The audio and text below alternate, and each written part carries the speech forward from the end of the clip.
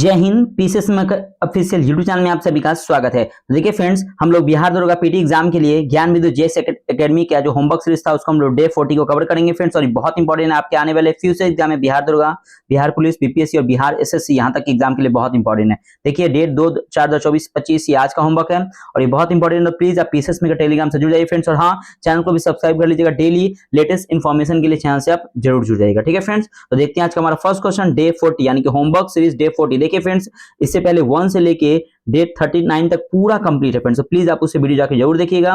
और हाँ फ्रेंड्स, इसका ऑलरेडी मास्टर वीडियो भी अपलोड है। अगर आप डे 1 2 3 अगर पढ़ रहे हैं तो आपको वीक में मास्टर वीडियो अपलोड किया जाता है ताकि आप उसको रिवीजन कर सकते हैं। प्लीज आप उससे भी जुड़िएगा और आप पीसीएस में करके टेलीग्राम से भी ज्वाइन हो जाएगा। लेटेस्ट इन्फॉर्मेशन के लिए पीसीएस में करके टेलीग्राम से आप जुड़ जाएगा। ठीक है, देखिएगा, विश्व सरकार द्वारा विश्व सरकार शिखर सम्मेलन 2025 का आयोजन कहाँ किया गया? ध्यान रखिएगा, इसका जो आयोजन किया गया फ्रेंड्स वो दुबई में किया गया। कहाँ पे किया गया? इसका आयोजन दुबई में किया गया। दुबई में इसका आयोजन कहाँ किया गया? दुबई में किया गया, ध्यान रखिएगा। ठीक है, अब देखिए, अगर हम बात करते हैं क्या कि शिक्षा सम्मेलन 2024 में ये इसका आयोजन तो दुबई में किया गया। एक और पॉइंट यहाँ पे याद रखिएगा, एक और आयोजन है आपका ऊर्जा स्तरीय आयोजन। याद रखिएगा, ऊर्जा स्तरीय आयोजन का भी कहाँ पे किया गया? तो याद रखिएगा, ये भी आपके दुबई में किया गया, ये भी ध्यान रखिएगा। ठीक है, 2024 में जो ऊर्जा स्तरीय सम्मेलन जो हुआ था इसका आयोजन कहाँ किया गया? दुबई में, ये ध्यान रखिएगा। ठीक है, अब देखिए कुछ याद रखिएगा कि भारत के, अगर हम बात करते हैं क्या कि जो विश्व सरकार शिखर सम्मेलन 2025 हुआ था, इसमें भारत के तरफ से कौन भाग लिया था? तो भारत के पर्यावरण मंत्री। याद रखिएगा, पर्यावरण, थोड़ा सा पेन चेंज कर लेते हैं। भारत के पर्यावरण मंत्री हैं। याद रखिए, पर्यावरण मंत्री कौन है अभी वर्तमान में? तो भूपेंद्र यादव ने भाग लिया था। किसने? तो भूपेंद्र यादव ने क्या हुआ था कि भाग लिया था। अब देखिए फ्रेंड्स, कुछ याद रखिएगा कि दुबई में कुछ और सम्मेलन हुए थे। एक है ना, एक बीमारी जो हीमोफीलिया बीमारी। याद रखिएगा, हीमोफीलिया पर भी सम्मेलन हुआ था दुबई में, ये भी ध्यान रखिएगा। चलिए, दुबई से हो गया यहाँ पे क्लियर। आगे देखते हैं नेक्स्ट क्वेश्चन, 2 नंबर क्वेश्चन है कि बिम्स्टेक युवा शिखर सम्मेलन 2025 का आयोजन भारत में कहाँ किया गया? तो याद रखिएगा, भारत में बिम्स्टेक युवा शिखर सम्मेलन का आयोजन किया गया, वो कहाँ पे? तो गांधीनगर, गुजरात में। गांधीनगर, याद रखिएगा, गांधीनगर गुजरात में इसका आयोजन किया गया। गांधीनगर गुजरात में इसका आयोजन किया गया। देखिए, अगर हम बात करते हैं बिम्स्टेक की, सुनिएगा ध्यान से, बिम्स्टेक, अगर हम बात करते हैं बिम्स्टेक की तो सुनिएगा। देखिए, बिम्स्टेक में ना 2 सम्मेलन होता है। एक होता है युवा शिखर सम्मेलन। देखिए, ये युवा शिखर सम्मेलन जो हुआ था ना, ये फरवरी 2025 में हुआ था, यानी कि फरवरी 2025 में हुआ था। ठीक है ना। एक होता है क्या कि मंत्री स्तरीय सम्मेलन। याद रखिए, मंत्री स्तरीय, ये जो मंत्री स्तरीय सम्मेलन जो होता है, मंत्री स्तरीय सम्मेलन जो हुआ था वो याद रखिए कब हुआ था? अक्टूबर 2024 में। इसका आयोजन कहाँ किया गया था? तो इसका आयोजन न्यू दिल्ली में किया गया था।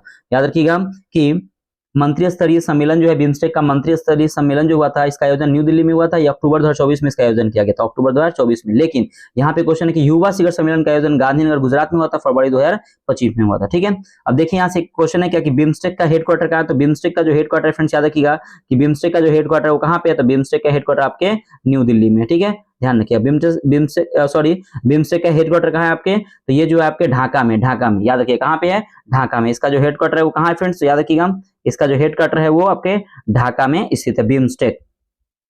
बिम्स्टेक, याद रखिएगा कि बिम्स्टेक का जो हेडक्वार्टर है वो कहाँ पे है? तो याद रखिएगा, ढाका में। ढाका बांग्लादेश की राजधानी ढाका में बिम्स्टेक का हेडक्वार्टर है। अब सुनिएगा फ्रेंड्स, बिम्स्टेक के बारे में थोड़ा सा 2-3 पॉइंट में आपको समझाना चाहता हूँ, सुनिएगा।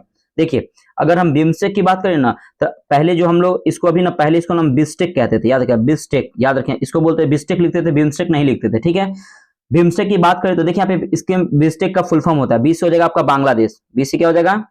बांग्लादेश। ठीक है, 20 से हो जाएगा बांग्लादेश, 22 हो जाएगा अपना देश भारत, इंडिया हो जाएगा।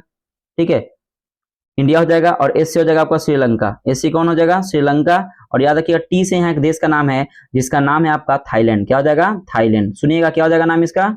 थाईलैंड हो जाएगा। ठीक है, थाईलैंड हो जाएगा। तो पहले बिम्स्टेक की बात करें तो बिम्स्टेक की स्थापना होता है 1997 में। ठीक है ना। और याद रखिएगा, ये बैंकॉक घोषणा में किया गया था, इसका स्थापना 1997 में। बिस्टेक, इसको बिस्टेक पढ़ते लेकिन बोलते हैं बिम्स्टेक। इसमें भारत, उसके बाद हो जाएगा आपका बांग्लादेश, इंडिया, श्रीलंका और थाईलैंड है। लेकिन अगर हम बात करते हैं क्या कि बिम्स्टेक, इसमें ना एक म्यांमार देश शामिल हुआ, तभी इसका नाम क्या हो जाएगा? बिम्स्टेक हो गया। देखिए, BIM हो जाएगा और यहाँ पे हो जाएगा स्पेलिंग STEC। यहाँ पे मैं आपको पूरा क्लियर कर दे रहा हूँ। ठीक है, यहाँ पे देखिए, एम, यहाँ पे क्या एक शब्द आ रहा है? एम यानी कि म्यांमार। म्यांमार इसमें शामिल हो गया। इसके बाद यहाँ देखिए बांग्लादेश, इंडिया, म्यांमार, श्रीलंका और थाईलैंड हो जाएगा, ठीक है, ये ध्यान रखिएगा। और याद रखिएगा बिम्स्टेक में 2 और देश जुड़े हैं, 2 और देश जुड़े 2004 में। 2004 में 2 और देश जुड़े, उसका नाम लिखिएगा, उसका नाम है भूटान और नेपाल। भूटान हो जाएगा और प्लस क्या हो जाएगा, नेपाल। भूटान और नेपाल ये 2004 में ये देश जुड़े हैं। बिम्स्टेक का हेडक्वार्टर कहाँ है, तो बांग्लादेश की राजधानी ढाका में स्थित है। तो इतने पॉइंट्स मैं फ्रेंड्स आपको बिम्स्टेक से यहाँ पे क्लियर कर पाया हूँ, ठीक है। चलिए नेक्स्ट क्वेश्चन देखते हैं 3 नंबर कि 9वें राष्ट्रीय शिखर सम्मेलन 2025 का आयोजन किस मंत्रालय द्वारा किया गया। देखिए ये जो 9वें शिखर सम्मेलन 2025 का आयोजन जो है ना, देखिए स्वास्थ्य मंत्रालय के द्वारा किया गया। लिखिएगा इसको, स्वास्थ्य मंत्रालय के द्वारा, स्वास्थ्य मंत्रालय के द्वारा किया गया, ये ध्यान रखिएगा। और ये कहां पे किया गया, जगह का नाम था उड़ीसा। कहां पे किया गया, उड़ीसा में इसको किया गया, ये ध्यान रखिएगा। और देखिए एक पॉइंट्स आता है कि नीति आयोग द्वारा स्वास्थ्य रिपोर्ट के आधार पर टॉप राज्य कौन है, तो उड़ीसा है, ध्यान रखिएगा। एक नीति आयोग का एक रिपोर्ट आया था, ठीक है ना, नीति आयोग द्वारा एक रिपोर्ट आया था, स्वास्थ्य रिपोर्ट के आधार पर टॉप राज्य कौन है, तो उड़ीसा है। केरल को मत कीजिएगा, उड़ीसा नीति आयोग के तहत, ठीक है, ये ध्यान रखिएगा।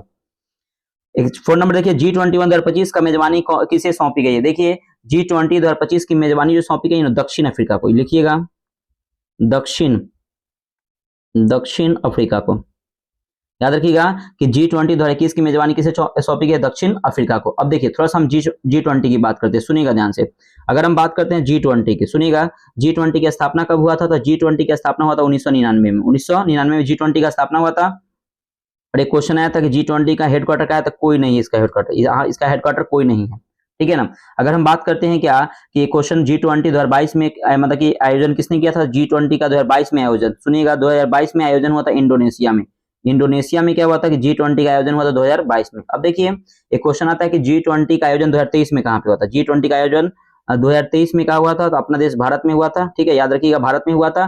भारत में कहा था, न्यू दिल्ली के भारत मंडपम में। याद रखिए भारत में क्या होता है, न्यू दिल्ली के भारत मंडपम में। भारत मंडपम में क्या हुआ था कि G20 देश का आयोजन हुआ था। ध्यान रखिएगा कि G20 की बात करते हैं तो सुनिएगा कि G20 का नाम बदलकर G21 हो गया, ये 2023 में वही नाम बदलकर G21 हो गया। अगर हम बात करते हैं G21 का आयोजन, G21 का आयोजन मतलब G20 2024 में जो हुआ था G21 का आयोजन, ये कहाँ हुआ था, तो ब्राजील में हुआ था। लिख लीजिएगा, ये कहाँ हुआ था, ब्राजील में। ये कहाँ हुआ था फ्रेंड्स, तो ध्यान रखिएगा ये हुआ था आपके ब्राजील में हुआ था, ब्राजील में हुआ था, ठीक है, ये ध्यान रखिएगा। अगर हम बात करते हैं कि G21 में जो एक और देश इसमें शामिल हुआ कौन है, तो अफ्रीकन यूनियन। इसको लिख लीजिएगा अफ्रीकन, याद रखिएगा अफ्रीकन यूनियन, अफ्रीकन यूनियन इसमें क्या हुआ था कि शामिल हुआ था, ठीक है, ये ध्यान रखिएगा। तो इतने पॉइंट्स मैं आपको G20 से यहाँ पे क्लियर किया हूँ, ठीक है। अगला क्वेश्चन 5 नंबर क्वेश्चन देखिएगा कि वेब्स शिखर सम्मेलन की मेजबानी किस देश द्वारा किया गया। देखिए वेब्स शिखर सम्मेलन की जो मेजबानी किया गया ना, भारत के द्वारा। याद रखिए कौन किया है, इसका आयोजन कौन किया है, भारत के द्वारा इसकी किया गया। और कहाँ पे, तो भारत करेगा इसको, न्यू दिल्ली में आयोजन करेगा, न्यू दिल्ली में, ठीक है, ये ध्यान रखिए। अब देखिए न्यू दिल्ली से याद रखिए 2 पॉइंट याद रखिए, 2+2 जो वार्ता हुआ था, 2+2 वार्ता हुआ था न्यू दिल्ली में। ध्यान रखिए पुस्तक मेला 2025 का आयोजन, पुस्तक मेला जो 2025 का आयोजन कहाँ पे किया गया, न्यू दिल्ली में किया गया, ये भी ध्यान रखिएगा। और रैसीना डायलॉग 2024 का आयोजन भी कहाँ किया गया, न्यू दिल्ली में किया गया, ठीक है। अगला नेक्स्ट क्वेश्चन 6 नंबर की क्वाड 2025 का आयोजन कहाँ किया गया। देखिए क्वाड 2025 का आयोजन जो किया गया है ना, ये ध्यान रखिए वो कहाँ पे, तो देखिए भारत में किया जाएगा, भारत में, ठीक है, भारत में। लेकिन ये कंफर्म डेटा नहीं है, लेकिन याद न्यूज के हिसाब से न्यू दिल्ली में किया जाएगा, भारत में न्यू दिल्ली में क्वाड 2025 का आयोजन किया गया, देखिए किया जाएगा। देखिए अगर हम बात करते हैं क्वाड में, तो सुनिएगा क्वाड में जो है ना उसमें 4 देश शामिल है। कौन कौन सा देश है, सुनिएगा 4 देश में हो जाएगा आपका भारत, पहला अपना देश होगा भारत, उसका हो जाएगा अमेरिका, भारत हो जाएगा, अमेरिका हो जाएगा, ठीक है। अमेरिका के बाद आपका हो जाएगा जापान, याद रखिएगा अमेरिका के बाद क्या हो जाएगा, जापान हो जाएगा। और साथ में हो जाएगा ऑस्ट्रेलिया, ठीक है, ऑस्ट्रेलिया, ये ध्यान रखिएगा। ये 4 देश क्या है कि क्वाड में शामिल है। और याद रखिएगा इन चारों देश मिलकर ना एक अभ्यास किया था, इसका नाम है मालाबार अभ्यास, बहुत इंपॉर्टेंट है मालाबार अभ्यास। एक मालाबार अभ्यास होता है, ये चारों देश मिलके एक मालाबार अभ्यास करते हैं। और ये कहाँ पे होता है, तो ये मालाबार अभ्यास होता है हमेशा हिंद महासागर में होता है। कहाँ पे, हिंद महासागर में इसका आयोजन किया जाता है, ठीक है। आगे बढ़ जाए, चलिए आगे बढ़ते हैं। अगला क्वेश्चन है आपका 7 नंबर कि G7 शिखर सम्मेलन 2025 कहाँ होना प्रस्तावित किया गया है। देखिए अगर हम बात करें G7 शिखर सम्मेलन 2025 जो होना प्रस्तावित किया गया ना, वो कनाडा में किया गया। कहाँ पे, तो कनाडा में याद रखिए कहाँ पे, तो कनाडा में इसका प्रस्तावित किया गया है, कनाडा में। अब देखिए अगर हम बात करते हैं क्या 2024 में, देखिए G7 का 2024 में आयोजन कहाँ किया गया, क्वेश्चन बन सकता है। तो 2024 में आयोजन किया गया है अपुलिया शहर, याद रखिएगा अपुलिया शहर में किया गया। कहाँ पे किया गया है, तो अपुलिया, लिखिएगा अपुलिया शहर। यह अपुलिया शहर कहाँ का है, तो यह अपुलिया शहर आपके ना इटली का है, इटली, ये ध्यान रखिएगा। अपोलिया शहर इटली में इसकी मेजबानी किया 2024 में आयोजन किया गया, ये ध्यान रखिएगा। अगर हम बात करते हैं G7 की, सुनिएगा G7 की स्थापना कब हुआ था, तो G7 की स्थापना हुआ था 1975 में, 1975 में इसका स्थापना हुआ था। और याद रखिएगा कि फ्रांस द्वारा किया गया था, किसके द्वारा किया गया था, तो फ्रांस के द्वारा, ठीक है, फ्रांस के द्वारा इसकी स्थापना किया गया था G7 का। अगर हम बात करते हैं क्या, सुनिएगा, अगर हम बात करते हैं फ्रेंड्स,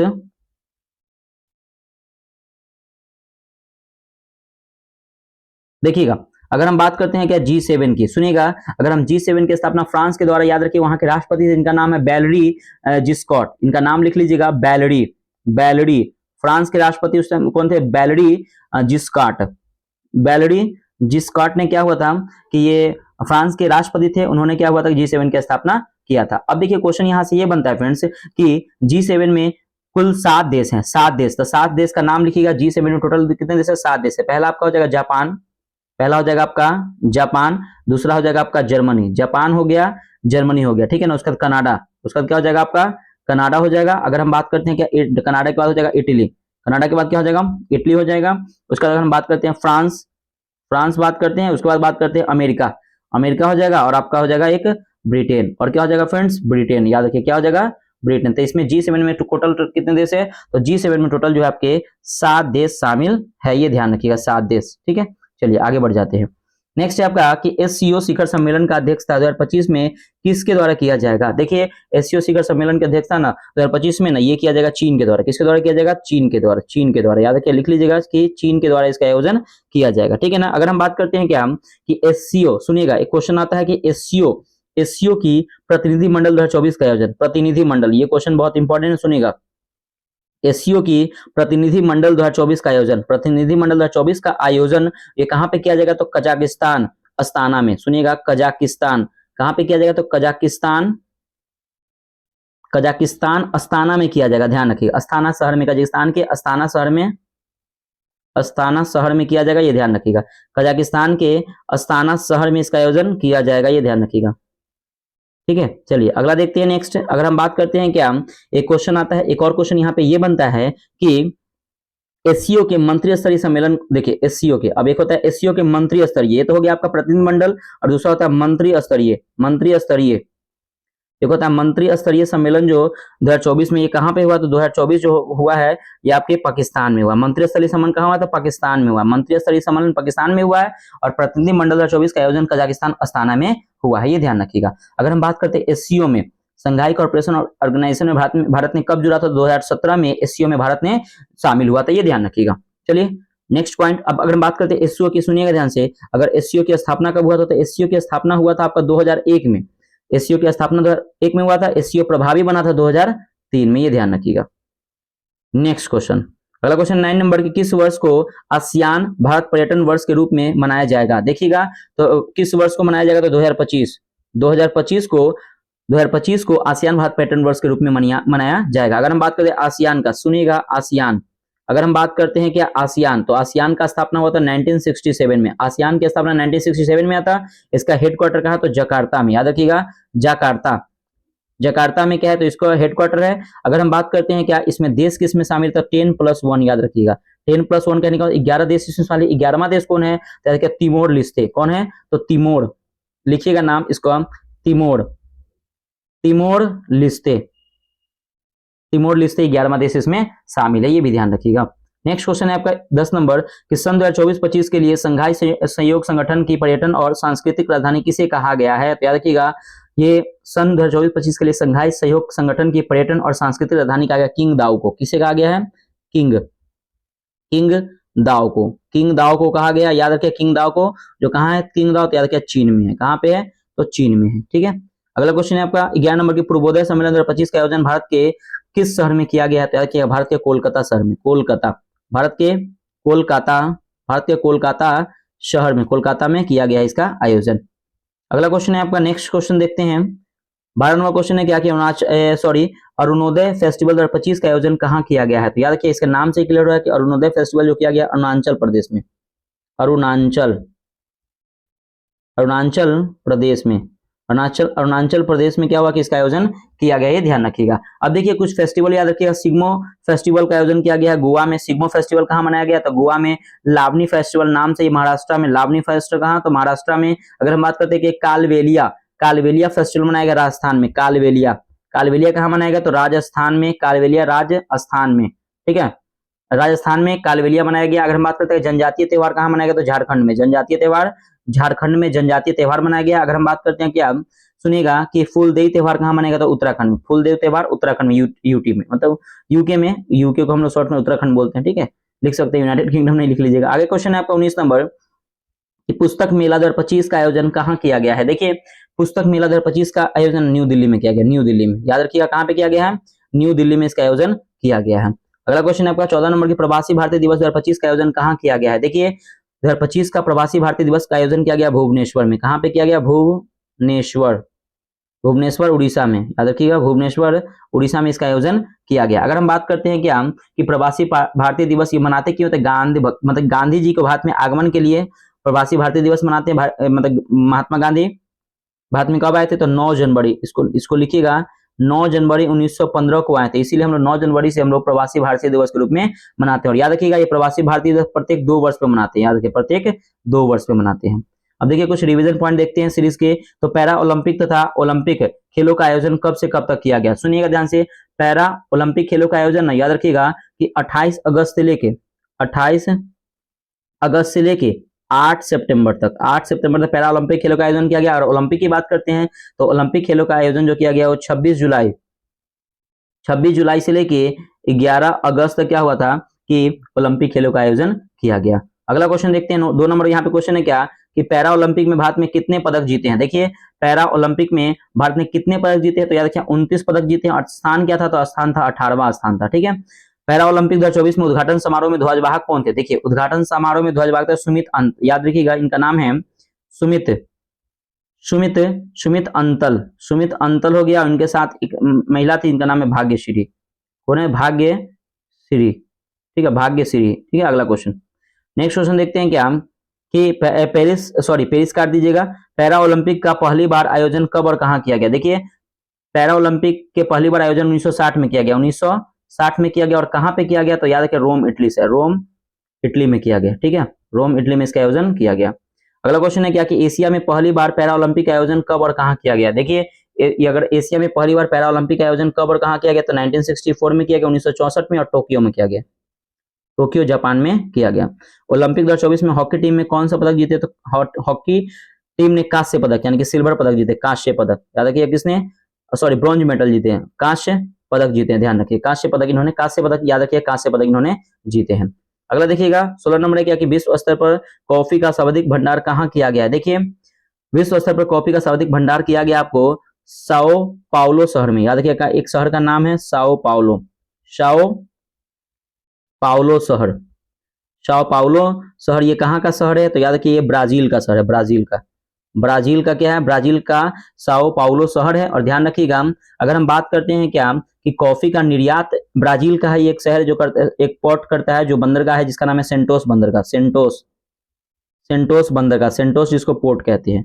मतलब क्या क्वेश्चन आता है क्या कि कॉफी का निर्यात कौन सा बंदरगाह करता है? तो सेंटोस पोर्ट करता है। जो ये कहाँ पे है? तो याद रखिएगा ये ब्राजील के ना पूर्वी क्षेत्र में, याद रखिएगा ब्राजील के पूर्वी छोर पर ये स्थित है सेंटोस बंदरगाह, ध्यान रखिएगा। अब देखिए फ्रेंड्स यहाँ पे अगर हम बात करते हैं ना तो याद रखिएगा कि भारत की प्रोस्पेक्ट एग्जाम में क्वेश्चन आता है कि भारत स्तर पर कॉफी का स्थान क्या है, कौन सबसे ज्यादा उत्पादन कहाँ किया था? तो कर्नाटक में। याद रखिएगा कर्नाटक में किया जाता है। और याद रखिए कर्नाटक में भी कहाँ? तो याद रखिएगा एक है बाबा बुदन की पहाड़ी। याद रखिएगा बाबा बुदन की पहाड़ी, बाबा बुदन की पहाड़ी पे क्या होता है कि इसमें सबसे ज्यादा कॉफी का बागान लगाया जाता है, वहां पे उत्पादन होता है कर्नाटक राज्य में। अगला क्वेश्चन है आपका 17 नंबर कि भारत में एक संघीय न्यायालय की स्थापना कब और किस अधिनियम से की गई? देखिए भारत में एक संघीय न्यायालय की स्थापना जो किया गया था ये सबसे इंपॉर्टेंट है। स्थापना किया गया था 1937 में, 1937 में किया गया था। और किस अधिनियम? तो याद रखिएगा भारत शासन अधिनियम 1935 के तहत, तो भारत शासन अधिनियम 1935 के तहत, याद रखिए ये अधिनियम 1935 और स्थापना 1937 में किया गया है। ठीक है, अब देखिए जब संघीय न्यायालय की स्थापना हुआ था उसमें जजों की संख्या कितनी थी, 7 + 1 था, यानी कि जजों की संख्या कितनी थी, 8 थी। ठीक है, लेकिन अगर हम बात करते हैं, सुनिएगा ध्यान से, एक क्वेश्चन आता है, ये जो संघीय न्यायालय को मतलब कि संघीय न्यायालय, याद रखिएगा, संघीय न्यायालय को सुप्रीम कोर्ट के रूप में, सुनिएगा, संघीय न्यायालय को सुप्रीम कोर्ट के रूप में उद्घाटन कब किया गया था, तो 28 जनवरी, इसको नोट कीजिएगा, 28 जनवरी 1950 को किया गया था, ये ध्यान रखिएगा। अभी वर्तमान में सुप्रीम कोर्ट में जजों की संख्या कितनी है, तो 33 + 1, याद रखिए 33 + 1 यानी कि 34 है, जिसमें से 33 जज और एक आपके मुख्य न्यायाधीश है। तो फ्रेंड्स कमेंट करके बताइए कि अभी वर्तमान में सुप्रीम कोर्ट के, मैं क्रम भी बताया, तो 51वें नंबर के मुख्य न्यायाधीश कौन है, तो कमेंट करके आप जरूर बताइएगा। बहुत इंपॉर्टेंट क्वेश्चन मैं आपसे पूछा हूं। ठीक है, अभी हाल ही में इनको अपॉइंट किया गया, जो इनका क्रम है 51वें, आप कमेंट करके बताइए कि उनका नाम क्या है बस। ठीक है, चलिए नेक्स्ट क्वेश्चन में बढ़ जाते हैं। नेक्स्ट क्वेश्चन है आपका, देखिएगा 18 नंबर क्वेश्चन, देखिएगा 18 नंबर क्वेश्चन आपका, कुतुब मीनार के प्रवेश द्वार को क्या कहा जाता है तथा इस द्वार का स्थापना किसके द्वारा करवाया गया। देखिए कुतुब मीनार के प्रवेश द्वार को ना अलाई दरवाजा कहते हैं। क्या कहते हैं, अलाई दरवाजा, लिखिएगा इसको, अलाई दरवाजा, अलाई दरवाजा कहा जाता है, ध्यान रखिएगा। इसको बनवाया था किसने, याद रखिएगा, अलाई दरवाजा इसको बनवाया था किसने, अलाउद्दीन खिलजी,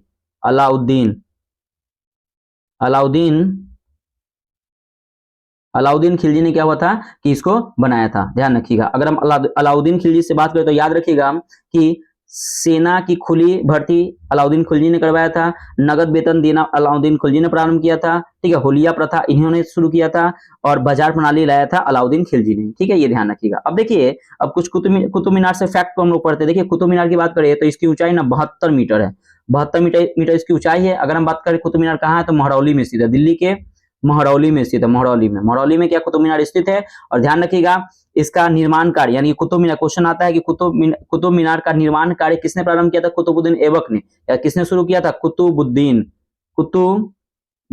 ऐबक ने, क्या हुआ था, कुतुबुद्दीन ऐबक ने क्या हुआ था कि निर्माण कार्य शुरू किया था। और ध्यान रखिएगा इसको पूरा किसने करवाया था, तो इल्तुतमिश ने पूरा किसने करवाया था, तो इल्तुतमिश ने इसको पूरा करवाया था, इल्तुतमिश ने, लिख लीजिएगा, इल्तुतमिश ने क्या हुआ था कि इसको पूरा करवाया था। अब देखिएगा अगर हम बात करते हैं क्या कि देखिए अशोक के बारे में कुछ पॉइंट्स आप लोग, चलिए देखते हैं, आगे बढ़ते हैं, अशोक के बारे में नेक्स्ट क्वेश्चन में बताते हैं। ठीक है, ये ध्यान रखिएगा। चलिए यहां से क्लियर हो गया। अगला क्वेश्चन है आपका 19 नंबर कि धर्मराजिका स्तूप कहां अवस्थित है तथा इसकी स्थापना किसके द्वारा किया गया था। देखिए धर्मराजिका स्तूप ना आपके सारनाथ में स्थित है, सारनाथ में स्थित है। और ये किसके द्वारा बनाया गया था, तो याद रखिए ये बनाया गया था अशोक ने, किसके द्वारा, तो अशोक के द्वारा। ये क्या बनाया गया था, अशोक के द्वारा बनाया गया था, ये ध्यान रखिएगा।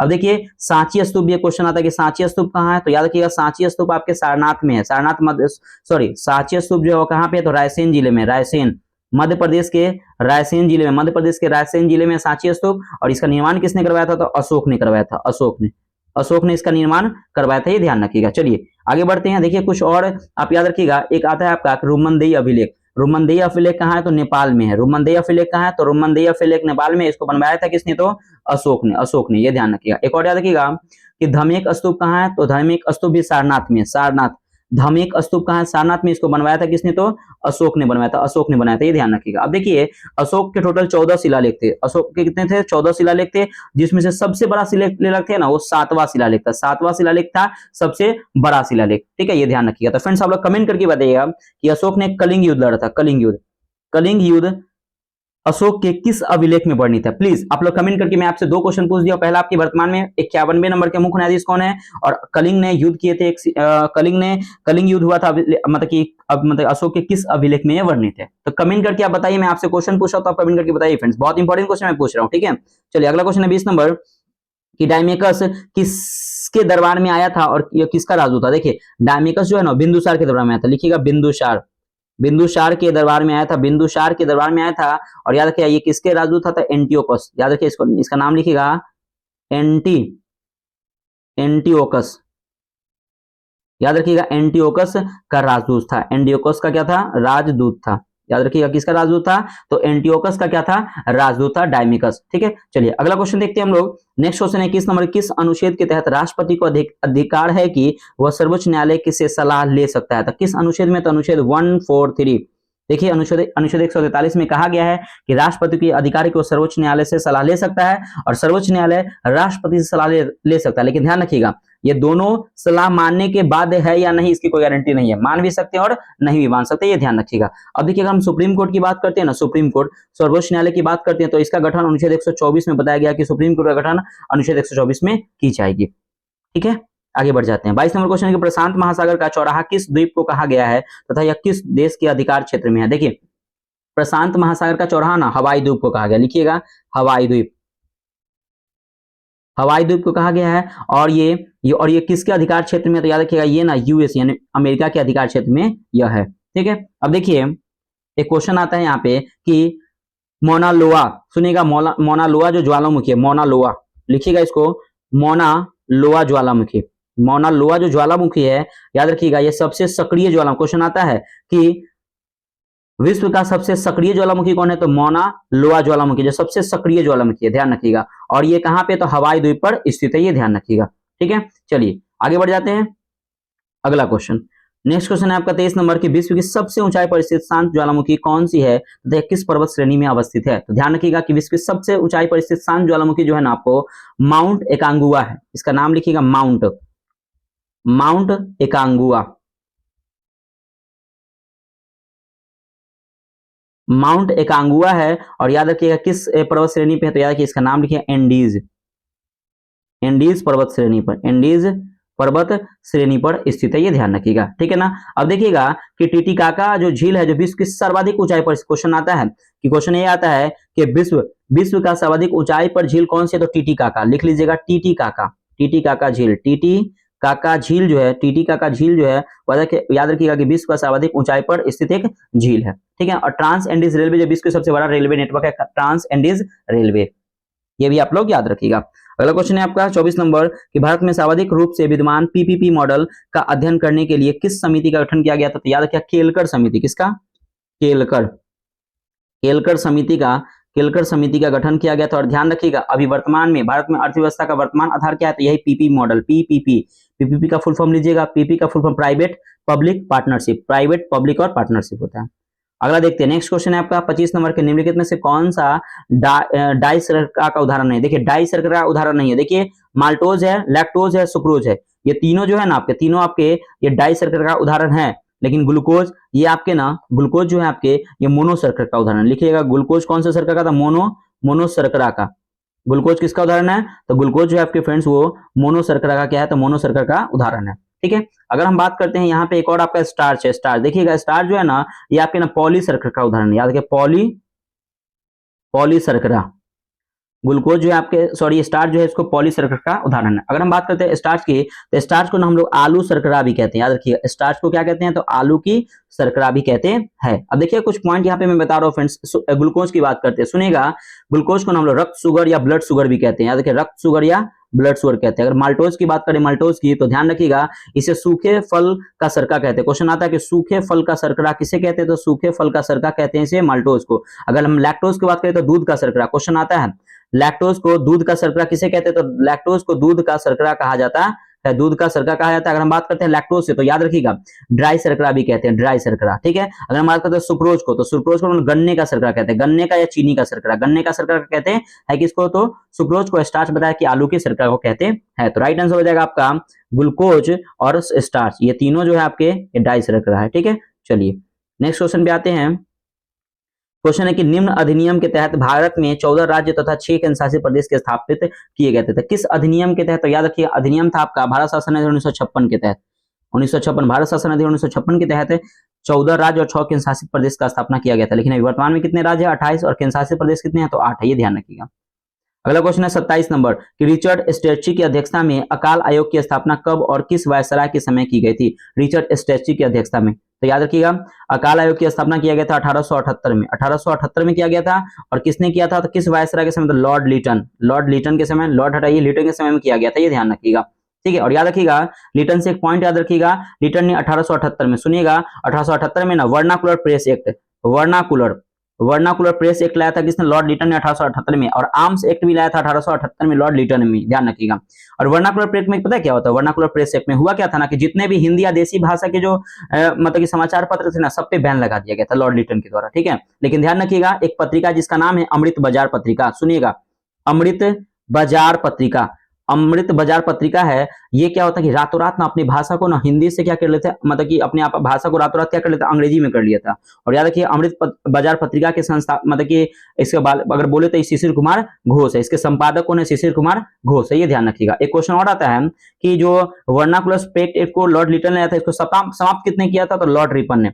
रिपन ने क्या हुआ था कि वर्नाकुलर प्रेस एक्ट को समाप्त कर दिया गया था और आर्म्स एक्ट को भी समाप्त किया गया था, ठीक है ना, 1882 में, ठीक है, याद रखिए 1882 में, ठीक है फ्रेंड्स। चलिए देखिए फ्रेंड्स, मैं आपको इतना फैक्ट्स में आपको एक्स्ट्रा बताता हूँ। बहुत सारे सर होते हैं कुछ बताते कुछ नहीं बताते, तो मैं सोचता हूँ कि आपको पूरा अच्छे से फैक्ट को वहां पे क्लियर करूँ, ताकि आपके आने वाले फ्यूचर में एग्जाम जो आपका बिहार दरोगा का वैकेंसी आने वाला है, बिहार पुलिस का वैकेंसी आ चुका है, तो इसके लिए एग्जाम में आप क्वेश्चन ना छूटे। प्लीज फ्रेंड्स वीडियो कैसा लगा आप लोग ने वीडियो पॉज कीजिए और कमेंट करके बताइए फ्रेंड। देखिए मैं आप लोग के लिए इतना मेहनत करता हूं, तो मैं चाहता हूं कि आप लोग कमेंट करें, वीडियो को भी लाइक करें। फ्रेंड्स आप लोग लाइक नहीं करते, आप सोचते क्या ही लाइक करें, वीडियो देख ले मतलब। तो फ्रेंड्स प्लीज आपसे रिक्वेस्ट करें कि वीडियो को लाइक जरूर कीजिएगा और कमेंट करके बताइए फ्रेंड्स वीडियो कैसा लगा। और हाँ फ्रेंड प्लीज आपसे रिक्वेस्ट कर रहे हैं कि चैनल को सब्सक्राइब जरूर कीजिएगा। फ्रेंड्स प्लीज आपसे रिक्वेस्ट है कि चैनल को सब्सक्राइब जरूर कीजिएगा। देखिए फ्रेंड मैं बीच बीच में आपको मैं नहीं बोलना चाहता हूं, लेकिन देखिए आप वीडियो देखते हैं लेकिन सब्सक्राइब नहीं करते हैं। बस आपसे मैं रिक्वेस्ट कर रहा हूं कि चैनल को सब्सक्राइब जरूर कीजिए, ठीक है फ्रेंड्स। चलिए देखते हैं नेक्स्ट क्वेश्चन है आपका, अगला क्वेश्चन है आपका 28 नंबर।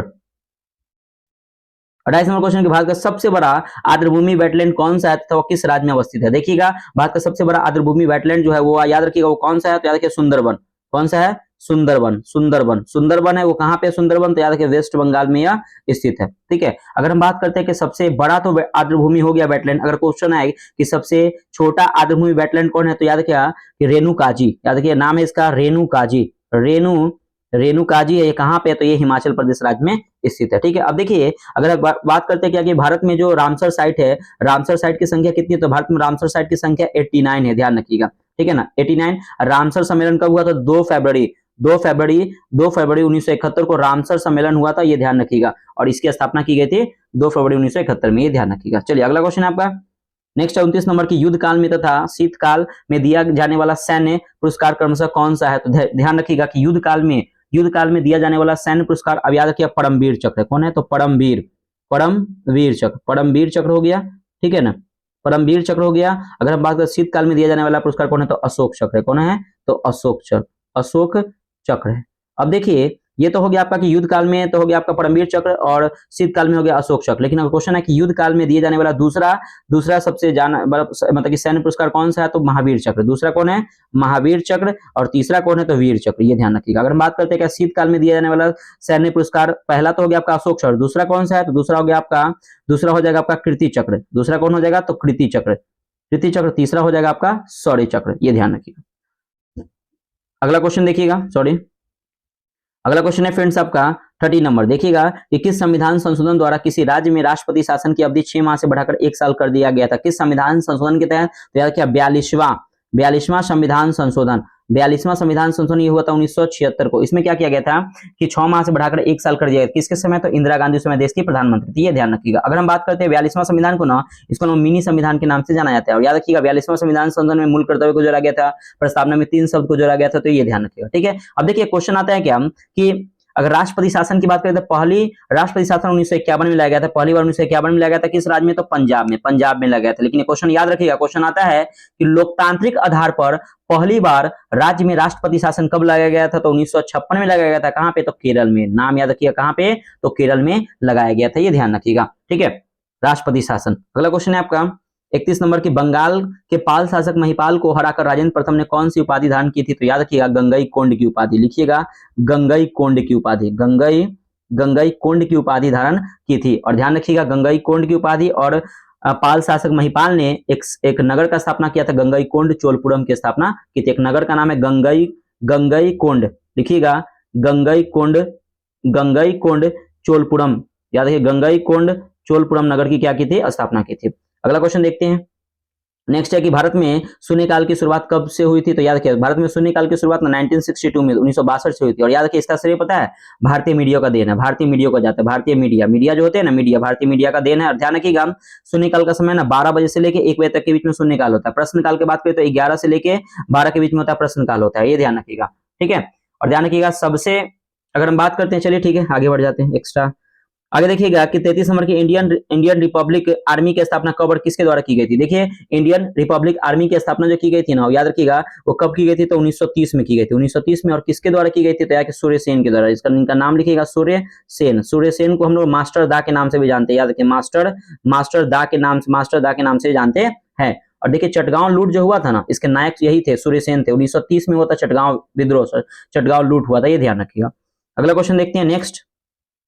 हर्बल पार्क भारत के किस राज्य में स्थापित किया गया। देखिए हर्बल पार्क जो है भारत के उत्तराखंड राज्य में, उत्तराखंड राज्य में स्थापित किया गया, तो ये ध्यान रखिएगा। अगर बात करें खिलौना पार्क गांधीनगर में, जनजातीय पार्क रांची में, सोलर पार्क आपको देखिए पहला तो मध्य प्रदेश में, उसका वेस्ट बंगाल में, बहुत सारे राज्य में स्थापित किया गया सोलर पार्क, लेकिन याद रखिए मध्य प्रदेश, वेस्ट बंगाल, ये सब नाम याद रखिएगा। अगला क्वेश्चन है 35 नंबर, कौन सा हार्मोन थायराइड ग्रंथि के विकास और उससे बनने वाले हार्मोन पर नियंत्रित करता है। तो कौन सा हार्मोन है, तो याद रखिएगा इस हार्मोन का नाम है एड्रिनल ग्रंथि। लिखिएगा एड्रिनल ग्रंथि के द्वारा हार्मोन जो है वो विकास और उससे बनने वाले हार्मोन पर नियंत्रित करता है। देखिए अगर हम बात करते हैं, एक होता है तो एड्रिनल ग्रंथि हो गया, एक होता है आपका एड्रेनलिन हार्मोन। सुनिएगा ध्यान से, एड्रेनलिन हार्मोन की बात करते हैं। सॉरी यहाँ पे देखिएगा, ये नहीं है, इसका आंसर तो नीचे वाला हो जाएगा। देखिए इसका आंसर जो है, कौन सा हार्मोन थायराइड ग्रंथि के विकास और उससे बनने वाले हार्मोन पर नियंत्रित करता है, टीएसएच हार्मोन। सॉरी क्या हो जाएगा, टीएसएच हार्मोन, ध्यान रखिएगा टीएसएच हार्मोन। टीएस का यहाँ पे टी का मतलब होता है थायराइड, एस का मतलब होता है आपका स्टिमुलेटिंग, और एस का मतलब होता है हार्मोन, थायराइड स्टिमुलेटिंग हार्मोन, ये ध्यान रखिएगा। सॉरी इसका आंसर हो जाएगा कौन सा हार्मोन थायराइड ग्रंथि के विकास और उससे बनने वाले हार्मोन पर नियंत्रित करता है, टीएसएच हार्मोन होता है। ठीक है, राइट आंसर टीएसएच हार्मोन होगा। और ध्यान रखिएगा एक क्वेश्चन आता है कि मानव शरीर की सबसे बड़ी अंतःस्रावी जो ग्रंथि कौन होती है, तो यही होती है आपका थायराइड ग्रंथि। थायराइड ग्रंथि जो होती है, थायराइड ग्रंथि जो होती है मानव शरीर की सबसे बड़ी अंतःस्रावी ग्रंथि है। क्वेश्चन आता है कि मानव शरीर की सबसे छोटी अंतःस्रावी ग्रंथि कौन, पीयूष ग्रंथि, इसको हम लोग पिट्यूटरी ग्लैंड भी कहते हैं, जिसको मास्टर ग्रंथि भी कहते हैं। ठीक है, चलिए अगला क्वेश्चन देखिए। टीएस यानी कि साल्ट शुगर स्ट्रेस हार्मोन समग्र रूप से किस ग्रंथि द्वारा निकलता है। देखिए ये निकलता है ना, ये निकलता है आपको एड्रिनल ग्रंथि से। सॉरी इसका आंसर हो जाएगा एड्रिनल ग्रंथि से, याद रखिएगा एड्रिनल ग्रंथि से निकलता है। अगर हम बात करते हैं एड्रेनलिन, सुनिएगा, अगर हम बात करते हैं क्या, एड्रिनल ग्रंथि हो गया। अब एक बात एड्रेनलिन, सुनिएगा एड्रेनलिन जो ग्रंथि होती है ना, इसको ना हम लोग लरो उरो हार्मोन या आपातकालीन हार्मोन के नाम से जाना जाता है, एड्रेनलिन हार्मोन को। ठीक है, लरो उरो हार्मोन या आपातकालीन हार्मोन के नाम से जाना जाता है। अगला क्वेश्चन है आपका 37 नंबर की, उत्तरी अवंती महाजनपद तथा दक्षिण अवंती महाजनपद की राजधानी क्रमशः कौन सी है। देखिए उत्तरी अवंती महाजनपद की राजधानी उज्जैनी है। क्या हो जाएगा, उज्जैनी, याद रखिए क्या हो जाएगा, उज्जैनी हो जाएगा। और दक्षिणी अवंती महाजनपद की राजधानी महिष्मती, क्या है, महिष्मती, क्या हो जाएगा, महिष्मती। ठीक है, महिष्मती याद रखिएगा। ठीक है ना, अगला क्वेश्चन देखते हैं हम लोग। किस अधिनियम द्वारा अखिल भारतीय संघ की स्थापना करने का प्रावधान था। किस अधिनियम के द्वारा, तो ध्यान रखिएगा भारत शासन अधिनियम 1935 के द्वारा, भारत शासन अधिनियम 1935 के द्वारा। अगला क्वेश्चन देखते हैं। अगला क्वेश्चन है आपका कि बहिष्कृत क्षेत्रों के लिए सलाहकार समिति की स्थापना ने अध्यक्ष लिखिए, अध्यक्षता किसके द्वारा की गई थी। तो देखिए अध्यक्षता जो किया गया था सरदार वल्लभ भाई पटेल के द्वारा, सरदार वल्लभ भाई पटेल। आपको पता है कि सरदार की उपाधि बारदौली सत्याग्रह हुआ था, बारदौली सत्याग्रह हुआ था। बारदौली सत्याग्रह में हुआ था क्या था फ्रेंड्स, बारदौली सत्याग्रह में क्या हुआ था कि इनको सरदार की उपाधि दी गई थी, कब, 1928 में। बारदौली सत्याग्रह कब हुआ था, तो 1928 में। 40 नंबर क्या, मुस्लिम लीग ने संविधान को किस बैठक का बहिष्कार करते हुए अपने लिए अलग से संविधान की मांग की थी। तो याद है पहली बैठक कब हुआ था, तो याद रखिए पहली बैठक हुआ था 9 दिसंबर 1946 को हुआ था पहली बैठक। उसमें मुस्लिम लीग ने संविधान की पहली बैठक का बहिष्कार करते हुए अपने लिए अलग संविधान की मांग की थी। देखिए पहली बैठक 9 दिसंबर 1946 को था, इसके अस्थायी अध्यक्ष बनाए थे डॉक्टर सच्चिदानंद सिन्हा को। दूसरा बैठक हुआ था 11 दिसंबर 1946 को, 11 इसके अस्थायी अध्यक्ष बनाए थे डॉक्टर राजेंद्र प्रसाद को। ठीक है ना, और तीसरी बैठक हुई थी 13 दिसंबर, सुनिएगा संविधान सभा की जो आपकी तीसरी बैठक जो हुई थी, 13 दिसंबर 1940 को, 13 दिसंबर 1940 को इसके भी अध्यक्ष बनाए थे डॉक्टर राजेंद्र प्रसाद को। और याद रखिएगा इसमें पंडित जवाहरलाल नेहरू ने प्रस्तावना को पेश किया था 13 दिसंबर 1940 को। ठीक है, लेकिन प्रस्तावना पारित कब हुआ था, तो 22 जनवरी, बहुत इंपॉर्टेंट है, 22 जनवरी 1947 को प्रस्तावना पारित हुआ था, ये ध्यान रखिएगा। अगला क्वेश्चन है 41 नंबर की, भारत का संविधान भारत के किस रूप में वर्णित करती है। देखिए भारत का संविधान जो है ना, भारत का संविधान भारत के किस रूप में वर्णित करती है, तो राज्यों के संघ के रूप में। याद रखिए राज्यों के संघ के रूप में वर्णित करती है, राज्यों के संघ में, जिसको बोलते हैं स्टेट ऑफ यूनियन। अगला क्वेश्चन है आपका 42 नंबर की, 1956 में पारित राज्य पुनर्गठन अधिनियम के बाद कितने केंद्र शासित प्रदेश बनाए गए थे। देखिए 1956 में पारित राज्य पुनर्गठन अधिनियम के बाद 6 6 केंद्र शासित प्रदेश बनाए गए थे, 6 यूटी यानी कि 6 केंद्र शासित मतलब बनाए गए थे। इसका आंसर 6 हो जाएगा, लेकिन वर्तमान में कितने 8 है। कौन कौन है वर्तमान में? लद्दाख, जम्मू कश्मीर, चंडीगढ़, दिल्ली, दमन द्वीप और दादर नगर हवेली, लक्षद्वीप, अंडमान निकोबार और पुदुचेरी। ये ध्यान रखिएगा, ये जो आपके हैं वो आपके 8 केंद्र शासित प्रदेश बनाए गए थे, ये ध्यान रखिएगा। इनका नाम भी याद रखिए, कभी नाम एग्जाम में क्वेश्चन आ जाता है, ठीक है। चलिए अगला क्वेश्चन देखते हैं। नेक्स्ट है क्या कि भारत में केंद्र शासित प्रदेश यूटी किस वर्ष शुरू किए गए थे? ध्यान रखिएगा, यूटी 1956 में शुरू किए थे, 1956 में। अगला क्वेश्चन है, नेक्स्ट है आपका 44 नंबर के, निम्नलिखित में से किस केंद्र शासित प्रदेश को भारत में आंशिक राज्य का दर्जा दिया गया था? तो याद रखिएगा जम्मू कश्मीर, लिखिएगा जम्मू एंड कश्मीर को, उसके बाद न्यू दिल्ली को, और उसके बाद क्या था पुदुचेरी को। पुदुचेरी, ये 3 ऐसे यूटी थे जिनको भारत में आंशिक राज्य का दर्जा दिया गया था। और ध्यान रखिएगा, याद रखिए ये यूटी यानी कि केंद्र शासित प्रदेश होते हुए भी इनके पास क्या है? तो विधानसभा, ये बहुत इंपॉर्टेंट है, विधानसभा है, ठीक है, ये ध्यान रखिएगा। चलिए अगला क्वेश्चन है आपका 45 नंबर की, दमन और दीव तथा दादरा और नागर हवेली केंद्र शासित प्रदेश एक ही केंद्र शासित प्रदेश कब बनाया गया था? तो याद रखिएगा 26 जनवरी, लिखिएगा 26 जनवरी 2020 को बनाया गया था। और याद रखिएगा कि दमन द्वीप और दादर नागर हवेली की राजधानी किसे बनाया गया था? दमन को बनाया गया था, दमन को।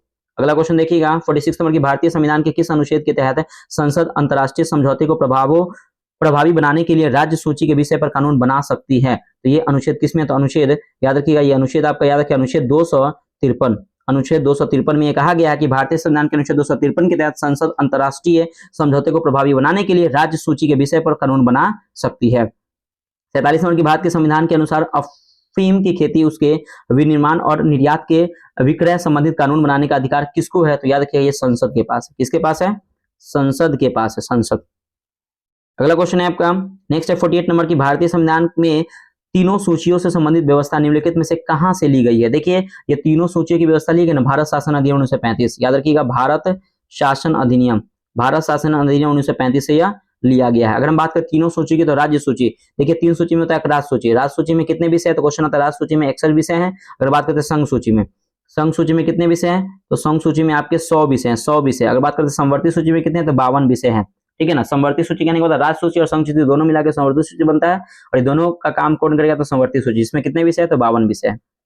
49 नंबर की, केंद्र राज्य संबंध पर 1971 में राजमन्नार समिति किस राज्य के द्वारा गठित की गई थी? तो याद रखिए तमिलनाडु राज्य के द्वारा। किसके राज्य के द्वारा? तमिलनाडु राज्य के द्वारा 1971 में राजमन्नार समिति राज्य का गठन किया गया था, ये ध्यान रखिएगा। नेक्स्ट है आपका 50 नंबर की, भारतीय संविधान में राज्य की शक्तियों एवं कार्य किस प्रकार से विभाजित किए गए हैं? तो याद रखिएगा ये सूचियों के आधार पे, सूचियां जो आपके सूचियों है ना, तो सूचियों के आधार पे क्या होगी? सूचियों के आधार पे, सूचियों के द्वारा इसको क्या किया गया? विभाजित किया गया। सूची, संघ सूची, राज्य सूची और संवर्ती सूची के आधार पर। 51 नंबर के, 42वें संवैधानिक संशोधन द्वारा वन शिक्षा प्राणियों का संरक्षण और नाप तौल को किस सूची में स्थानांतरित किया गया? देखिए पहले था ये राज्य सूची में, याद रखिए पहले क्या था? राज्य सूची में, इसको स्थानांतरित करके इसको उठाकर कहाँ लगाया? संवर्ती सूची में। कहाँ पे? संवर्ती सूची में, लिखिएगा संवर्ती सूची में किया गया, याद रखिएगा इसको संवर्ती सूची में कर दिया गया। अगला क्वेश्चन है 52 नंबर की, कौन सा महाद्वीप है जिसमें कर्क रेखा, मकर रेखा और भूमध्य रेखा गुजरती है? कौन सा महाद्वीप? याद रखिए अफ्रीका महाद्वीप, अफ्रीका महाद्वीप। अफ्रीका महाद्वीप में जो है कर्क रेखा, मकर रेखा और भूमध्य रेखा गुजरती है। मकर रेखा में ऑस्ट्रेलिया महाद्वीप से गुजरती है, याद रखिए मकर रेखा कहां से गुजरती है? तो मकर रेखा ऑस्ट्रेलिया महाद्वीप से, और कर्क रेखा और विषुवत रेखा ये एशिया महाद्वीप से गुजरती है, ये ध्यान रखिएगा। निम्नलिखित में से कौन सा आकाशीय पिंडों का भाग है? तारा है, ग्रह है और चंद्रमा। 1, 2 और 3, ये तीनों आपका राइट आंसर हो जाएगा, ध्यान रखिएगा। अगर हम बात करते हैं तारा की, सुनिएगा ध्यान से, क्वेश्चन आता है कि सबसे चमकीला तारा कौन है? तो साइरस तारा, साइरस। सबसे चमकीला तारा कौन है? साइरस तारा। क्वेश्चन आता है कि सूर्य के पास तारा कौन सा है? तो प्रोक्सिमा सेंचुरी, याद रखिएगा प्रोक्सिमा सेंचुरी जो है, प्रोक्सिमा सेंचुरी जो है वो आपके सूर्य के पास प्रोक्सिमा सेंचुरी तारा है, ठीक है। अब देखिए ग्रह की बात करते हैं, ग्रह की संख्या कितनी है? तो वर्तमान में ग्रह की संख्या 8 है, लेकिन इससे पहले 9 था। 9 एक प्लूटो था, प्लूटो एक ग्रह था ना, प्लूटो ग्रह को ना 2006 से इसे क्या कर दिया गया? बाहर कर दिया, ये ध्यान रखिएगा। चलिए अगला क्वेश्चन है आपका 54 नंबर, किस ग्रह को अप्रत्यक्ष यानी कि विल्ड प्लेनेट के नाम से भी जाना जाता है? तो याद कि शुक्र ग्रह को लिखिएगा कि शुक्र ग्रह को विल्ड प्लेनेट नाम से जाना जाता है। शुक्र ग्रह को भोर का तारा, शाम का तारा, जुड़वा बहन, चमकीला तारा ग्रह, ये सब कहते हैं, याद रखिएगा। अगला क्वेश्चन देखते हैं 55 नंबर क्वेश्चन है आपका कि महाविस्फोट सिद्धांत संबंधित है किससे?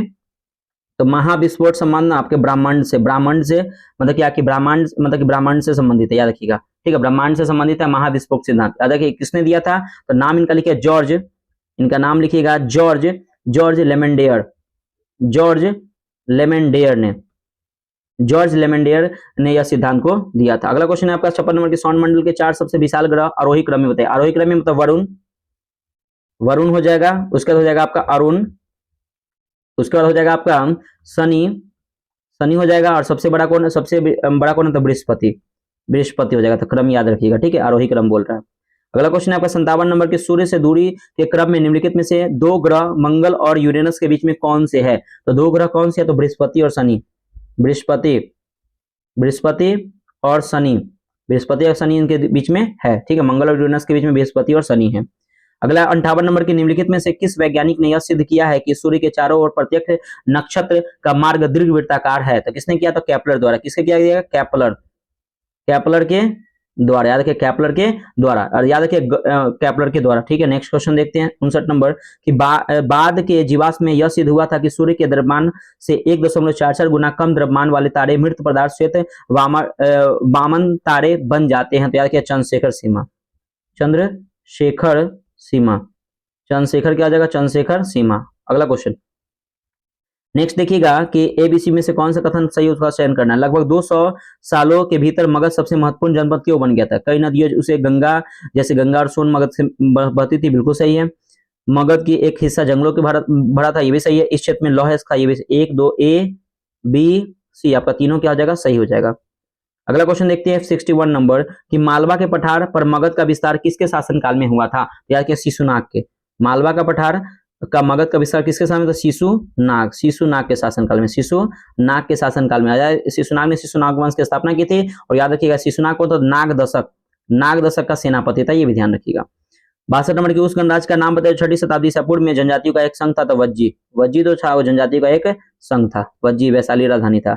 63 नंबर क्या किया, अवंती राजा प्रघोत का इलाज करने के लिए बिंबिसार ने किस चिकित्सक को भेजा था। तो जीवक को भेजा था। किसने भेजा था, जीवक को। अगला क्वेश्चन है आपका 64 नंबर की, किस विद्वान ने अपराजय याज्ञवल्क्य को शास्त्र की चुनौती दी थी। तो किसने, तो गार्गी ने। किसने दी थी, तो गार्गी ने दी थी, गार्गी, याद रखिएगा। अगला क्वेश्चन है आपका 65 नंबर की, इन मगध राजाओं में से किसने अपनी राजधानी राजगीर से पाटलिपुत्र स्थानांतरित की थी। तो उदयन ने।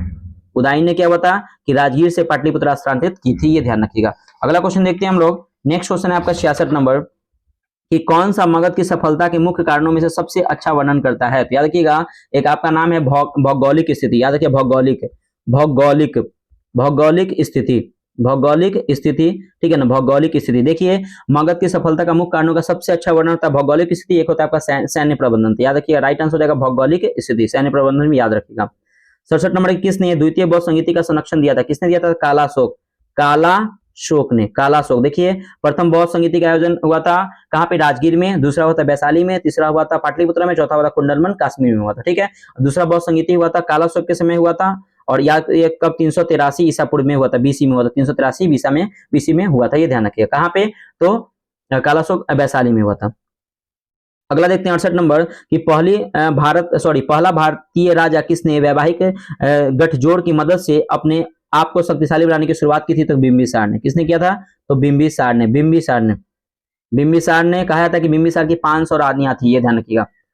अगला क्वेश्चन है 69 नंबर की, महात्मा बुद्ध की मृत्यु किसके शासनकाल में हुई थी। तो याद रखिए अजात शत्रु के शासनकाल में, अजात शत्रु, ठीक है, अजात शत्रु के शासन के काल में हुआ था। अजात शत्रु को कुनिक शासक कहते हैं, और 483 बीसी में हुआ था, ध्यान रखिए। कहाँ पे हुआ था, तो याद रखिए पहला बौद्ध संगीति हुआ था कहाँ पे था, राजगिरी में, ठीक है ना, सप्तपर्णी गुफा में हुआ था। दूसरा बौद्ध संगीति बता दिए, पहला हुआ था अजात शत्रु, दूसरा कालाशोक, तीसरा अशोक, चौथा कनिष्क के शासनकाल में बौद्ध संगीति हुआ था, ठीक है। पहला हुआ था 483, तीसरा हुआ था 383, दूसरा तो 251 से 55 रहेगा, आपको कहीं पे दिखता रहेगा, और प्रथम शताब्दी 78 या 72 ईस्वी में हुआ था, ये ध्यान रखिएगा, चौथी बौद्ध संगीति।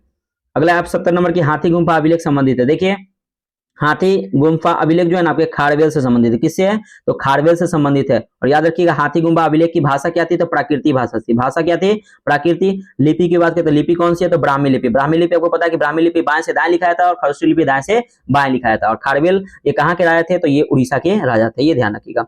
चलिए अगला देखते हैं नेक्स्ट क्वेश्चन 71 नंबर कि शिशुनाग को पाटलिपुत्र की राजधानी स्थानांतरित करने के लिए जिम्मेदार किसे माना जाता है। तो याद रखिए मतलब कि जिम्मेदार माना गया था तो वैशाली को, वैशाली को ही क्या होता कि शिशुनाग ने स्थानांतरित किया था, और यहीं पे क्या होता कि दूसरे बौद्ध संगीति करवाए थे। अगला 72 नंबर की, भू केंद्रित अवस्था में किस सिद्धांत किसके द्वारा दिया गया था। देखिए भू केंद्रित भूकेंद्रित अवस्था का सिद्धांत जो दिया गया था टॉलमी के द्वारा, किसके द्वारा? तो टॉलमी के द्वारा किया था, टॉलमी के द्वारा। अगला क्वेश्चन आपका 73 नंबर के ब्रह्मांड में सर्वाधिक मात्रा में कौन सी गैस विद्यमान है और तथा सूर्य में ऊर्जा का प्रमुख स्रोत क्या है? देखिए ब्रह्मांड में सबसे ज्यादा गैस जो है ना आपका हाइड्रोजन है, हाइड्रोजन, जिसको हम लोग ना भविष्य का ईंधन भी कहते हैं हाइड्रोजन को। और याद रखिएगा ये हाइड्रोजन गैस और ये इसका जो ऊर्जा का प्रमुख स्रोत क्या है? तो नाभिकीय संलयन, नाभिकीय विखंडन नहीं, नाभिकीय संलयन, याद रखिए नाभिकीय संलयन, नाभिकीय संलयन हो जाएगा। ठीक है, अगला क्वेश्चन है आपका 74 नंबर कि ब्रह्मांड में तेजी से घूमने वाले तारों को क्या कहते हैं? तो तैयार तारों को पल्सर तारा कहते हैं। कौन सा तारा कहते हैं? तो पल्सर, पल्सर तारा कहते हैं, पल्सर तारा कहते हैं, जिसका नाम, इसको नाम न्यूट्रॉन तारा भी कहते हैं, न्यूट्रॉन, न्यूट्रॉन तारा भी कहते हैं। ठीक है, अगला हमारा 75 नंबर के सूर्य के सर्वाधिक पास अवस्थित तारा कौन सा है? तो याद रखिए Proxima, Proxima Centauri, Proxima, Proxima क्या हो जाएगा? सेंचुरी हो जाएगा, जो याद रखिएगा सूर्य के सर्वाधिक पास अवस्थित तारा है। ठीक है फ्रेंड्स, तो देखिए ये वीडियो आपका कंप्लीट होता है, होमवर्क थोड़ा सा देख लीजिएगा, मैं ऐसे ग्रुप में भेज दूंगा, लेकिन देख लीजिए करंट अफेयर्स, देखिए डेली होमवर्क लिखिएगा, केंद्र सरकार की योजना 2024-25 में आपको ग्रुप में भेज दूंगा, मैं परीक्षा मंथन करंट अफेयर्स का इसको वीडियो बनाया, मैं इसको भेज दूंगा ग्रुप में, आप देख लीजिएगा। क्वेश्चन बैंक 491 से 500 पेज नंबर, बायोलॉजी में जीवन की उत्पत्ति और विकास, केमिस्ट्री में कार्बनिक रसायन, देखिए बिहार स्पेशल, प्राचीन बिहार का इतिहास, प्रागैतिहासिक से महाजनपद काल तक आप पढ़ के आइएगा। फ्रेंड्स वीडियो कैसा लगा कमेंट करके बताइएगा। डेली ऐसी वीडियो बनाने के लिए फ्रेंड्स चैनल को सब्सक्राइब कर लीजिए और बेल आइकन को प्रेस कर लीजिएगा, ताकि आपको नोटिफिकेशन मिले, डेली आपको वीडियो ये प्रोवाइड देखने को मिले। ठीक है फ्रेंड्स, तो मिलते हैं नेक्स्ट वीडियो में, बाय बाय, जय हिंद दोस्तों।